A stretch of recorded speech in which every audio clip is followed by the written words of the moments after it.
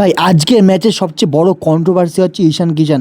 ভাই ঈশান কিষান তোমরা দেখতে পাচ্ছ ক্লিয়ারলিভাবে নট আউট ছিল, ঠিক আছে?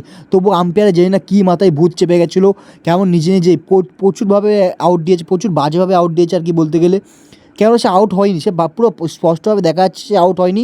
আর সবচেয়ে বড় কথা হচ্ছে মুম্বাইয়ের প্লেয়ারটা প্রথমে অ্যাপিলও করেনি, আম্পায়ার হাত তুলে দিয়েছিল। আম্পায়ারের আঙুল তুলে দেখে, আম্পায়ারের আউট দেওয়া দেখে তাই সবাই অ্যাপিল করা শুরু করছিল, ঠিক আছে? আম্পায়ার আস্তে আস্তে হাতটা উপরের দিকে যাচ্ছিলো। সবচেয়ে বড় হচ্ছে এইটাই, এখান থেকে সবাই বলছে মুম্বাই আবার আগের ফর্মে ফিরে এসেছে, মুম্বাই আবার শুরু করে দিয়েছে আগের মতো সে আম্পায়ারের কেনাকেনি, ঠিক আছে? মুম্বাইয়ের নাম আবার খারাপ হওয়া শুরু করে দিয়েছে, কারণ আজকের ম্যাচটা প্রচুর খারাপ একটা ডিসিশন ছিল আম্পায়ারের। না, না ব্যাটের সাথে বলের ইনভলভ ছিল, না প্যাটে ইনভলভ ছিল, বরঞ্চ কোনো জায়গায় ঠেকেনি, ঠিক আছে?